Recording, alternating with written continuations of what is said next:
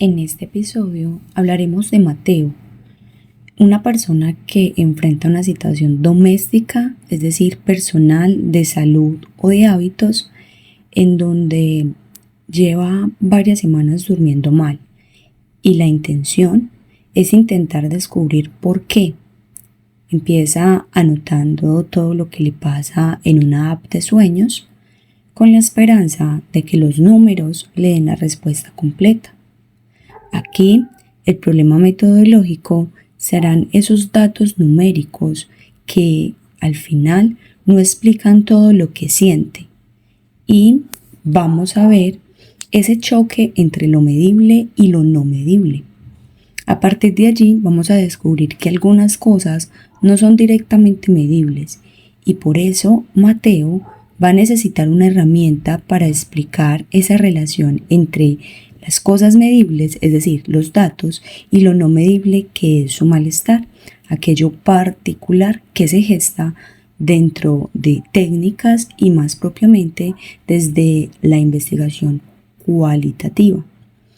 De ahí aparece la hipótesis como un puente que se aplica brevemente lo ya sabido, qué es y para qué sirve, y vamos a enseñarte algo totalmente nuevo, cómo formular una hipótesis cotidiana, sus variables y los tipos de hipótesis que usamos sin saberlo en nuestra vida cotidiana, la descriptiva, la causal, la comparativa, y lo vamos a explicar a través de ejemplos cotidianos no estadísticos.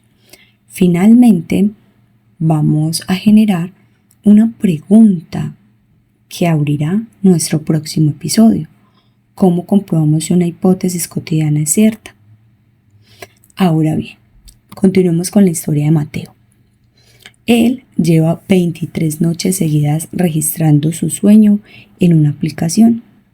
Horas dormidas, pasos del día, miligramos de cafeína, minutos en la pantalla antes de acostarse. Cada mañana revisa el resumen como quien revisa una boleta de calificaciones. 5 horas y 40 minutos. Calidad el 62%.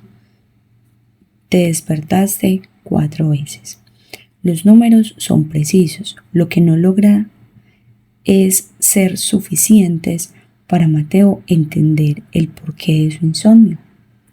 Mateo sabe que aunque la app no lo sepa, anoche durmió mal, no solo por la cafeína de las 3 de la tarde, sino porque discutió con su pareja a las 9 y porque mañana tiene una reunión que le preocupa, además de que hay una sensación difusa de inquietud que ningún sensor de muñeca puede registrar.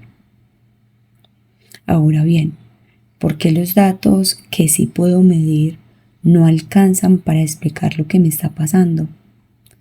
Esta es la pregunta que abre el episodio de hoy y es también una de las preguntas más importantes para cualquier persona que empiece a investigar. No todo lo que importa es directamente medible y eso no es un defecto de la realidad, sino una característica que el investigador debe aprender a manejar. Ahora te hago esta pregunta. ¿Alguna vez intentaste resolver algo de tu vida solo con datos y sentiste que algo se te escapaba? Aquí vamos a verlo. ¿Por qué? Porque no todo se puede medir.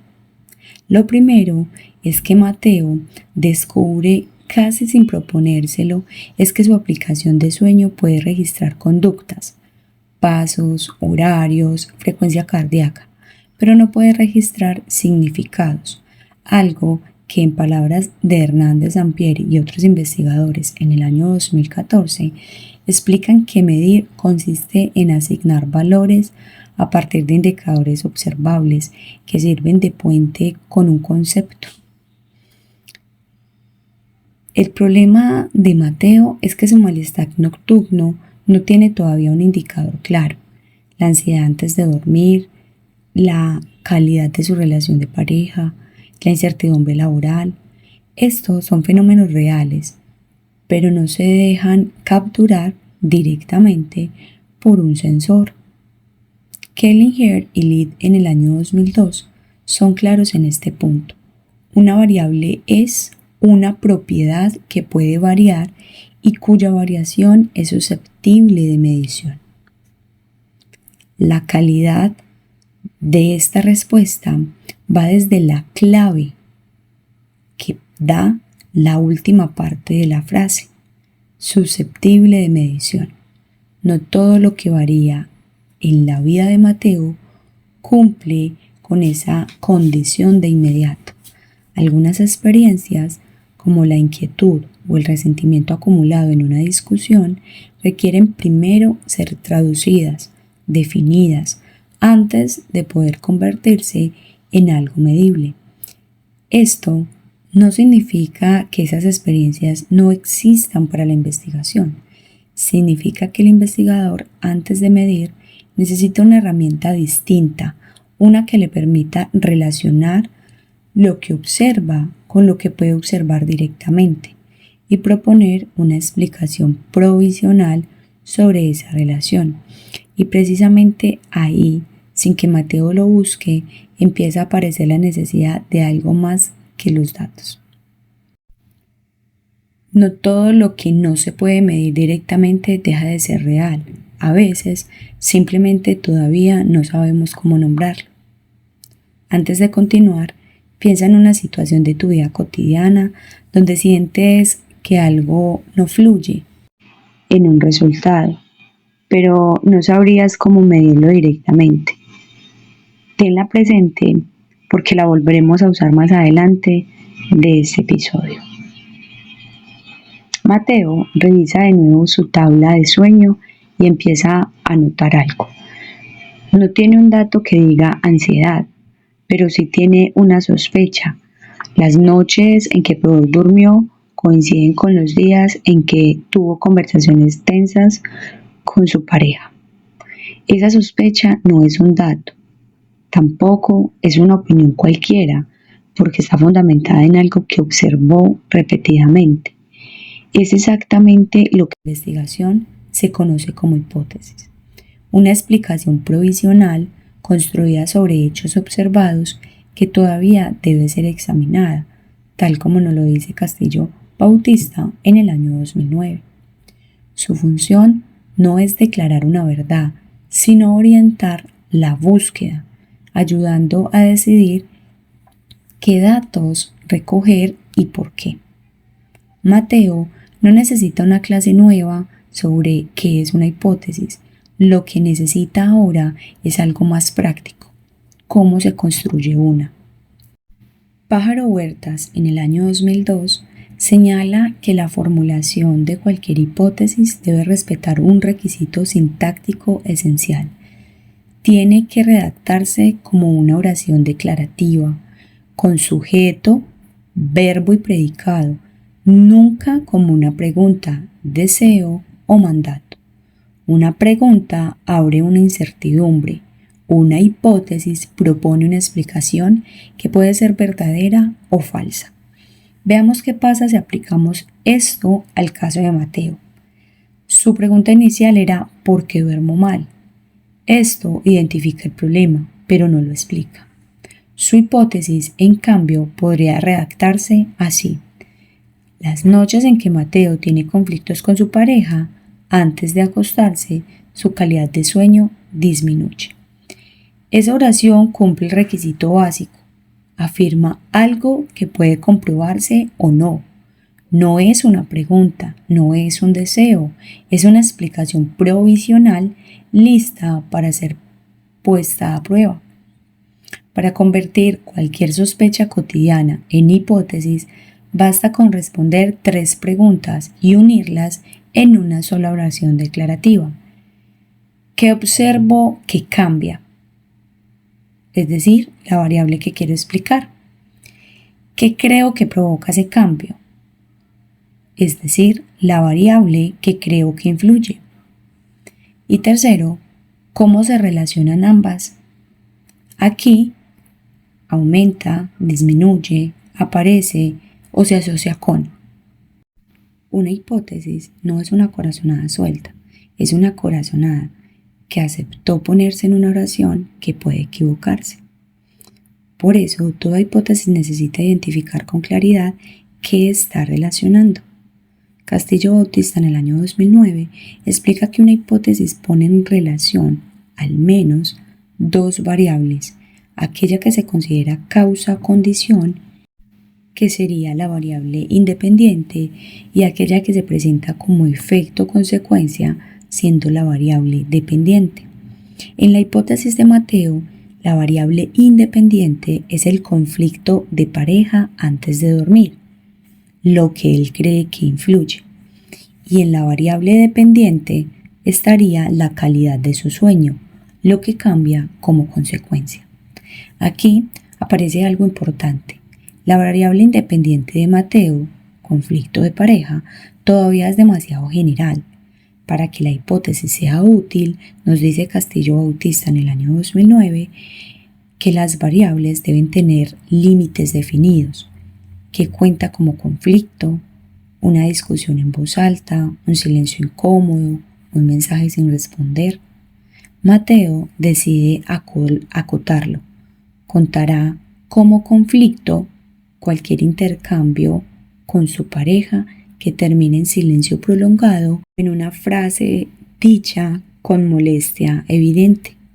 Este ajuste, aparentemente pequeño, es lo que separa una sospecha vaga de una hipótesis investigable. Ante ello, te propongo que retomes la situación que te solicité imaginaras anteriormente. Indica cuál sería tu variable independiente, cuál sería tu variable dependiente y escribe ambas con la mayor precisión posible.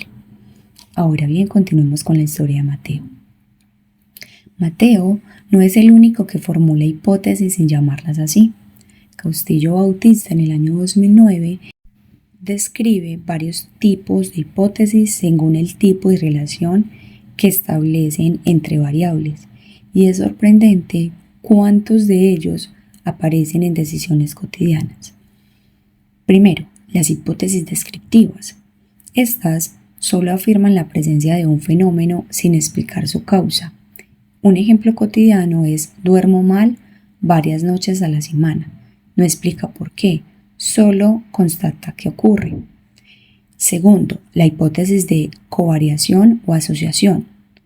Relacionan dos variables que cambian juntas, sin afirmar todavía que una cause a la otra. Ejemplo: a mayor número de conflictos de pareja en la semana, menor es mi calidad de sueño promedio. Aquí hay una relación, pero aún no se afirma causalidad directa. Y tercero, están las hipótesis de dependencia o causales. Van un paso más allá. Proponen que una variable produce el cambio de la otra, bajo ciertas condiciones que permiten descartar otras explicaciones. Así, debemos analizar que la hipótesis original de Mateo es: las noches con conflicto, su sueño empeora. Se acerca a este tipo, aunque para sostenerla con rigor necesitaría descartar otras causas posibles, como el exceso de cafeína o el estrés laboral. Lo relevante no es memorizar las etiquetas, sino reconocer que cada tipo cumple con una función distinta. Las hipótesis descriptivas constatan, las de covariación relacionan, las causales explican. Saber qué tipo se está formulando evita prometer más de lo que la evidencia puede sostener. La historia de Mateo no termina con una respuesta definitiva sobre por qué duerme mal.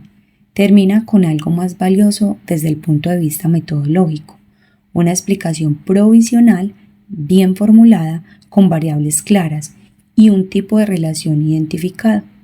La hipótesis puede orientar la búsqueda de evidencia, ayudar a decidir qué observar y dar dirección a una sospecha difusa. Lo que no puede hacer, y este es un límite que conviene no olvidar, es declarar la verdad por sí sola. Una hipótesis, sin importar cuán razonable parezca, sigue siendo una explicación que debe contrastarse con los hechos antes de aceptarse. Esto lo apoya Pájaro Huertas en el año 2002.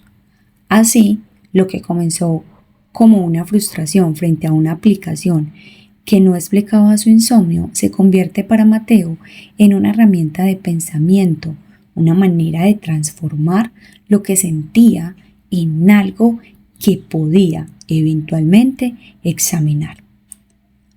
Por eso, una buena hipótesis no promete tener razón, promete poder equivocarse de una manera útil. Antes de terminar este episodio, vuelve a tu hipótesis, a esa anterior a la que respondimos ciertas preguntas, y clasifícala. ¿Es descriptiva, de covariación o causal? Si es causal, pregúntate qué otras explicaciones tendrías que descartar para poder sostenerla. Y aquí es donde te invito a que, si no tienes esa hipótesis construida durante el episodio, respondas lo siguiente. Te propongo un ejercicio breve, aplicable a tu propio proyecto de investigación o a cualquier situación de tu vida cotidiana. Identifica una situación cotidiana donde sospechas que una cosa influye en otra. Hábitos de estudio, sueño, alimentación, estado de ánimo, productividad. Y aquí define con precisión tu variable independiente, lo que crees que influye, y tu variable dependiente, lo que cambia. Redacta tu hipótesis como una oración declarativa, evitando preguntas o deseos. Clasifícala en el tipo descriptiva, de covariación o causal. Y reflexiona por escrito qué otras explicaciones tendrías que descartar antes de confiar en tu hipótesis. Este ejercicio no busca que tengas razón, busca que aprendas a formular explicaciones que puedan más adelante ponerse a prueba.